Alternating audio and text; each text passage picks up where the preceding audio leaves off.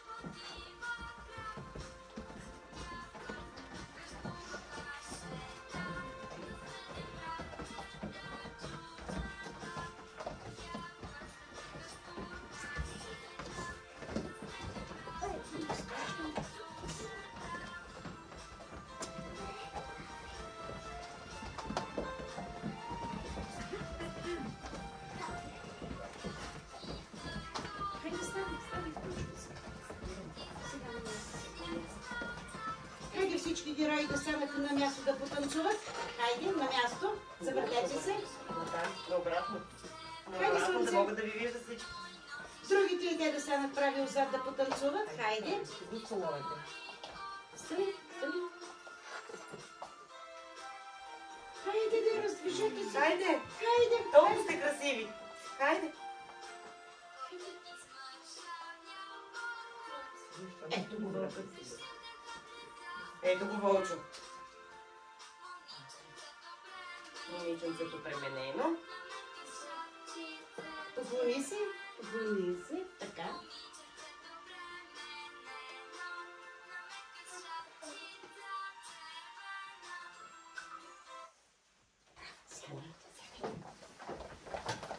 Колко много приказни герои са днес при нас. Много приказки. От горите, от далечните страни. Но виждам тук една хитруша. Хайде сега сама ще ви се представи. Аз съм фронтова опашка. Слижа. Лижам се, кожулко обличам. Дрехата ми е красива, на букварите приличам. Друга няма.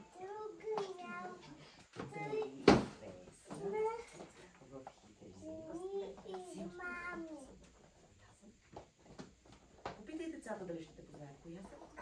Коя са мами? Деца, коя е тя? Искам всички заедно да ми отговорите. Свалете ръцете. Коя е тя? Лисана! Кума Лиса! Чудесно! Лисанки седи. Милички, издигане на ръка. Кои приказки познаваме Лисана? Томо? Медената питка. С много думи от приказката. Причката е медената питка. Не знам на Лисана от приказката за медената питка. Седни, точно така, Томо. Милички, от кои други приказки познаваме Лисана? Яско? От Приказката от козе босе. Я се заповядай при мен. Можеш ли да откриеш някъде картини от приказката за Косе Босе? Чудесно място на това табло има картини от приказката за Косе Босе. Дечица, кои са героите от приказката за Косе Босе? Ана? Заповядай да ги покажеш. Косе босе. Косето, босето. Шаро. Лиса. И Лиса. Отлично, Ана, седни. Деца, в гората е много приятно. снежеца натрупал навсякъде. Но се дочува едно много тъжно гласче. Някой плаче много, много тъжно. Нека да разберем сега кой. Да платих, после, аз ти помогна. Чакай да ти кажа. Стани. Как да не плачеш, Шарко? Лиса ми взе всички писица. Днеска пак ще дойде, няма какво да й дам. Аз ще се ския там в сумата. Тя е лоша, Шарко. Златия пламен. Аз ти я дам добър лок. Благодаря, Шарко. Ето за това се разказва деца в приказката за Босе Босе. То било много тъжно, но неговия приятел Шарко му помогнал. Какво се е случило с Лисана обаче? Кой ще ми каже? Какво се е случило? Ръчички да виждам. Лъчко, какво се е случило с Лиса? Лиза взела на Босе Босе всичките яйчица. Точно така, но на финала, накрая на приказката, какво се случва? Шаро идва да изяде опашката на Кумалиса. Шаро изяжда опашката на кума Лиса и дава много добър урок. Деца, какво е казало косето босето? Какво каза косето босето на Шаро? Коя вълшебна думичка използва? Иланчо? Благодаря. Вълшебната дума благодаря. Милички, казахме, че тримата герои са кума Лиса, Шаро и косето босето. Вие на кого искате да приличате от тази приказка? Косе, кажи на кого искаш да приличаш. Ние сме ти дали роля, ама ти кажи на Косе Босе. Защо? Защото го обичаш и той е много добричко. На някой друг? Шарко, ти харесваш ли си ролята? Защо сте ми? Защото добър другар. Добър другар си, да. Деца, Косето използва една вълшебна дума, но вие знаете повече от една.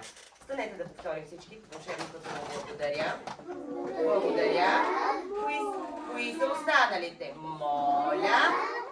Извинете. Още веднъж. Благодаря. Моля.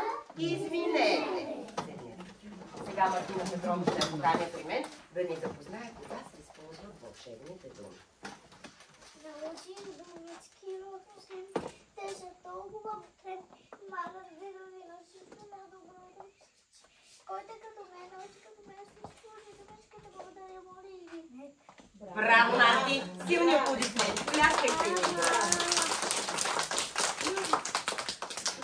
И така в гората било късна есен. По една пътека се търкулнала медената битка. Весела, щастлива, непокорна и горделива. Какво ли се е случило с нея? Ще разберем сега.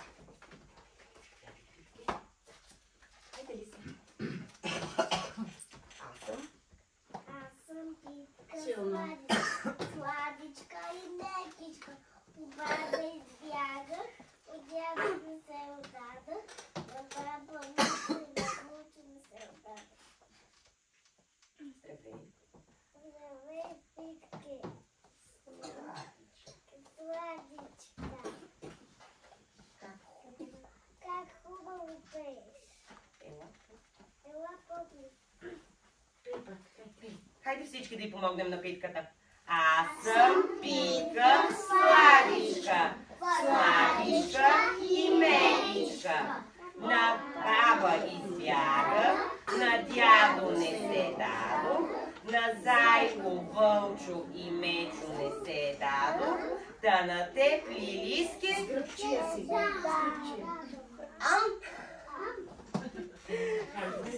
Деца, какво се случи с тази медена питка? Какво се случи с нея, Надежда?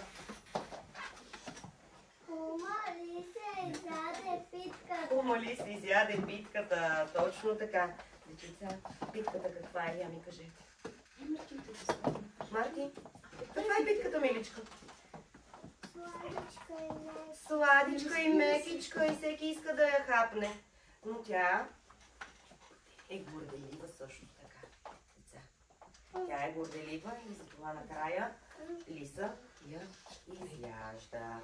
Затова ние не бива да бъдем нито горделиви, нито доверчиви. Не бива да се доверяваме на никого. Питката е и много красива. Кой ще ми каже кои са героите от приказката за медената питка? Има ли я първо? Да. Има ли я? Дали има? Том, има ли я за медената питка? Има ли картини от приказката? Да.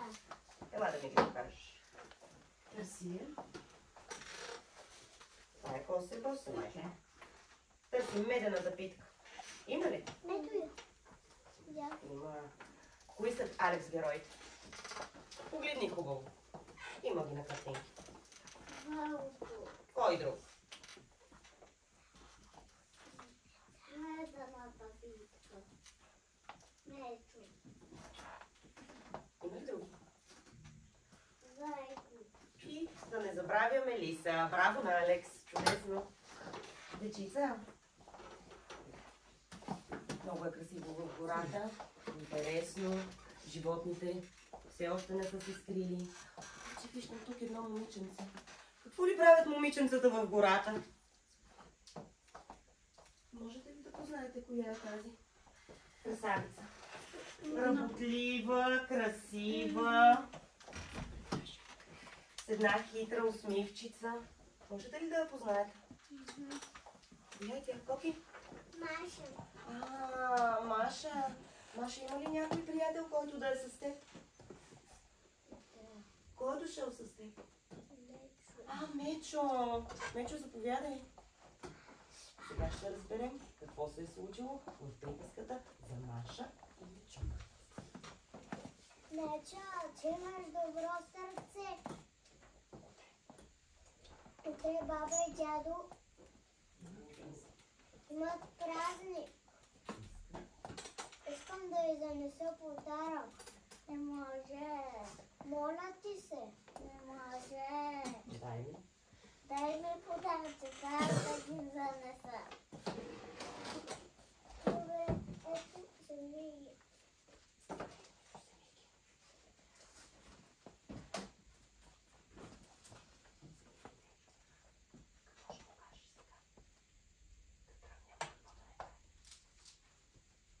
Вземи този кош. Вземи този кош и го неси на баба и на дядо. Не ме хапвай. Не ме хапвай. Виждам ли Не ме хапвай. Не ме хапвай От баничка. от баничките. За теб съм приготвил. Теб съм приготвила медени питки. Медени питки. Добре, обещам. Обещавам. Тръгвай, Мечо. Хайде, че път те чака. Взел Мечо коша и тръгнал. Машенка обаче била много хитра. Искала да се прибере при своите баба и дядо. Затова и пратила Мечо да им занесе банички. Мушнала се най-отдолу в коша и се скрила. Ето е тук в коша. Ето, скрила се. А отгоре сложила банички. Вървял Мечо, вървял, но се уморил. Да седна. Баничка да си похапна. Виждам. На пънчен сядай баничка, не си похапвай. Посиги на баба и на дядо. Колко е хитра тази Машенка. Умна, работлива. Просто искала да се прибере деца. Вървял Мечо, що повървял и стигнал в селото. Там обаче го срещнали на прага кучетата. Почнали да лаят по него. Нахвърлили му се. И Мечо избягал. А Машенка скрита в коша излязла, прегърнала своите баба и дядо и се прибрала щастлива. Хайде да повторим думите. На пънче ще седна, баничка ще си похапна. Хайде сега думите на Маша. На пънче не сядай, баничка не си похапвай. Носи ги на баба, носи ги на дядо. Браво, деца! Отличници сте. Погледнете отново към таблата. Има ли картини от приказката за Маша и Мечо? Не виждам ръчички. Не виждам ръчички. Габи, има ли картина от приказката за Маша и Мечока? Заповядай да ни я покажеш. Точно така, това са картини от приказката за Маша и Мечока. Деца, кои са героите в приказката за Маша и Мечока? Томов? Кои са героите, Алекс? Не, на приказката за Маша и Мечока сме. За Маша и Мечока. Героите са Героите са за Маша. Маша, не знам, Маша и Мечока. Маша и Мечока. Чудесно. Милички, какъв е Мечо според вас? Какъв е Мечо в приказката? Коки? Добър и доверчив. А каква е Машенка? Каква е Машенка? Надежда? Машенка е добра. Машенка е добра. Каква още? Можеш с повече думи? Тя по цял ден шета на Мечо. И красива и работна, но и много досетлива. Сетила се е как да надхитри Мечо. Милички, много добре се справяте и знаете много за приказките. Сега ще ви пусна една песничка. Само ще загаднем коя е тя, а вие ще трябва да я познаете. Песен, да. Нали обичате песен? Да. Можете и не да кажете.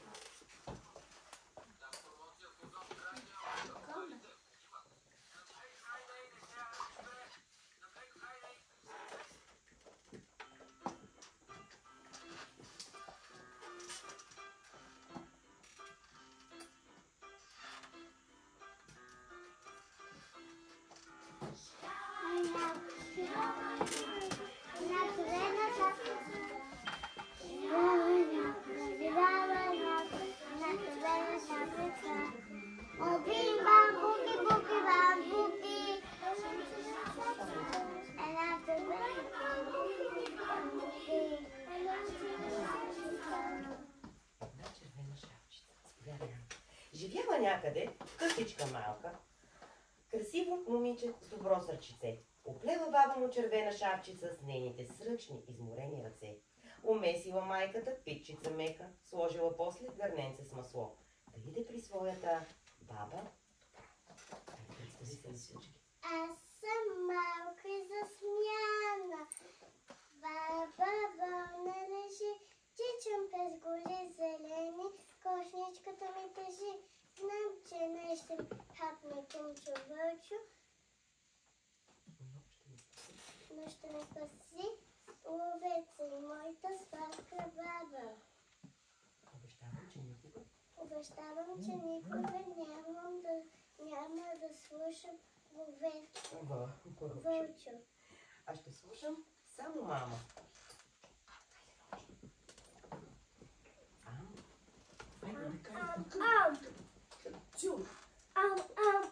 Броди из гората сам. Ето ми се зъмне и здравът ми опасен. Има вито куче, но той не лае. Само виау! Съм много гладен. Много съм страшен. Заповядайте по червената шапка. Деца, познахте ли кои са тези приказни герои? Да виждам ръце. Да виждам ръце. Йоан? Това са? Червената шапка и вълка. И вълка. От коя приказка са те, Йоан? Не идвай, отговорим от място. Искаш да ми покажеш, добре. От приказката? Те са герои от приказката. Цяло да го повтори. Те са. Точно така. Те са от приказката за червената шапчица. Седнете. Вълча! Деца, приказните герои винаги са добри. Приказките ни дават полуки. Учат ни на много неща. И добрите приказни герои имат много приятели. Сега ще разберем как в живота се печелят приятели. Когато приятели търсиш, искаш да бъдеш обичан и доктора не да се мръщиш, усмиската най-много ти преляга. Тя всички вратички отваря, мечтаеш и смело. Усмиската пусни и се надвия злото. Усмиската запива сладко. Как се случи тази драма? Слазът и лице вече няма. Ето. Ето по време вечерцене, всичко се случи на време. Деца, от коя приказка са тези герои? Ана? От приказка. От приказката Зад. Зад. Анче, спокойно. И 7. Седемте. Точно. От приказката за Снежанка и 7 бюджета. Милички, Снежанка има ли много приятели? Кои са нейните приятели? Обаче? И горските животни. Има ли някой друг приятел, Коки? Принца. Принца. Снежанка има много приятели и ги е спечелила благодарение на това, че е много добра, много красива, много възпитана, работлива. Милички, не само приказките обаче ни учат на добро и да бъдем добри. Да се обличаме красиво, да използваме вълшебни думи, да пазим природата. Вие знаете и много стихотворения за това, знаете и много песни за това. Сега ще ни представите вашите стихчета, които сте подготвили. Деца, ако няма слънце, няма щастливи деца. Когато слънцето грее и е весело, децата са весели и щастливи. Хайде нашето слънчице да ни покаже как ще грее зад облачета сиви.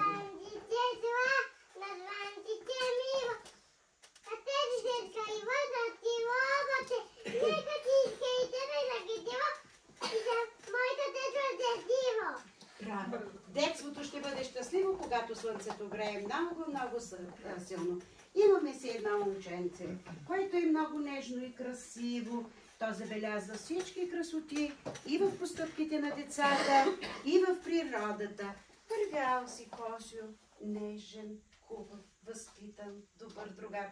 Срещнал една калинка. Хайде, Калинке, да видим какво му е направило впечатление при тебе. Каква си? Хайде, Коси, ами така застанете, за да ви виждат и децата. Силничко. Калинка, колко си мил. Аз такава локла ти ще се здобила. Хубава купина, хубава чезлена, с много черни точки, нежно украсена. Моето красиво. Моите ще Моето красиво, страшнено и роката красив. Много долу градина, моята шиварка, казва се природа. финна, уникална, нейната рокля, украсила е природата, защото природата дарява красотите на хората, на цветята, на тревичките, на животните. Но още една калинка. Литнала, литнала, летяла, летяла, от цветенце на цветенце, от тревичка на тревичка. И обикаляй, калинки, обикаляй, и срещнала една сочна, красива и сладка малинка, която е с много модерна прическа. Така. Хайде, попитам. Хайде. Какво ще попиташ? Силно. Аз съм Влад, Силно. червена, няма друга като мен, да ми грете студена, да здравам хубост всеки ден. Ами ти, малинка, я кажи, кой хубаво седи, се наложиш и спиш, да не връщаш ще спиш. Ти червена си не знам, имаш точки по крилата, си сладка алена зазняна, те ужина мама, черно учена удали, да съм скромна мучена, да не може да мънша и си плаза картина. Да, деца, те са красиви, уникални, сочни. Малинка, знаете ли какво е? Плод, който расте на храстче и от него правиме сокче, сладко, компотче. Тръгнало Отровчето сутрин рано сред росната тревичка. Но лазило и било много нещастно. Какво се случва, Оклювче? Разкажи на нашите деца. Защо си тъжно? Да има красива, като волна бебелуда. А пък аз с тази къща всеки ден едно и също. Бавно лазя по земята и се утъми звездата. Знам какво да правя, къщата ще изостави. Така, Оклювчето лазило. Разбрахме за какво. Той е мислило, че е нещастно, защото му е дотегнало да носи мушка. Защото му е дотегнало да носи къщичката на гърба. Чула го една пеперутка. Да видим тя дали ще успее да го успокои, да го убеди в обратното. Оклювче, не дей тъжи. Своята къща си наруши. Вярно нямаш ти кревател. Да пази много тя. А го завали сега пак, бързо ще се вие вода. Щом на мокра си кревата, оставам бързо на земята. А ти се връща в своята хубава прекрасна къща. Да, деца, затова Оклювчето и разбра, че от неговата къща по-добра няма. Затова вие трябва да харесвате вашия дом в този, който живеете. Вие разбрахте от приказката за Снежанка и седемте джуджета, когато тя беше в този голям замък. Тя беше нещастна при злата царица. Но когато отиде в малката къщичка на джуджетата, тя беше истинска щастлива. Затова не е важно каква голяма къща ще има или каквото и да било, колко малко ще бъде, но то е наше. Ние трябва да харесваме това, което ние имаме. Тръгнало едно щурче. Разхаждало и се поспряло тук. Хайде, щурчо, защо дойде тук? Кажи ми. Защо? Хайде, почне поканец. Аз съм поканена в най-обредно число. Се свира в детската градина на тази весела родина, а дядо моите ви, децата са ви весели. Браво! Всеки ден щурчо идва при нас. Той ни поставя задачи, които ние решаваме в книжките, но днеска той е дошъл на веселба при нас. Нямам други случаи. Така, деца, всичко красиво е в природата. Всичко красиво. Ние трябва да я опазваме. Не трябва да газиме в тревата, защото там растат цветята. Цветята, това сте вие, децата. Когато вие обичате лятото и пролета да събирате калинки, да събирате охлювчета и да ги нареждате, радвайте им се, дръжте ги в ръчичка. Не ги мачкайте. Нека те да бъдат ваши приятели. Трябва да опазваме природата, да има красиви дървета. Не чупете листа, не чупете клони, защото там птичките вият гнездата. За това сега искам да ви кажа. За следващия път, кое стихотворение ще почнем да учим, за да покажем колко сме добри. И когато го научиме, ще отидем в другия двор. Има две брезички, две хубави сестрички, дървета голями. И ще им кажем стихотворението и ще ги убедим, че ние не сме като тези деца. Сега чуйте стихотворението и искам да ми кажете какво сте почувствали. Расли две брезички. Две брезички, две сестрички. Но дошли деца жестоки. Нарязали им те кората, писали си имената и заронили сълзички тези малки две сестрички. Деца, весело ли ви беше или тъжно? Тъжно. Тези деца правилно ли са постъпили? Не, разбира се, за това ние ще отидем при брезичките и ще им кажем, че не сме като тези деца, а ние ще ги опазваме, ще им спееме песен и ще им кажем това стихче, за да ги убедиме. И тъй като бяхте много добри,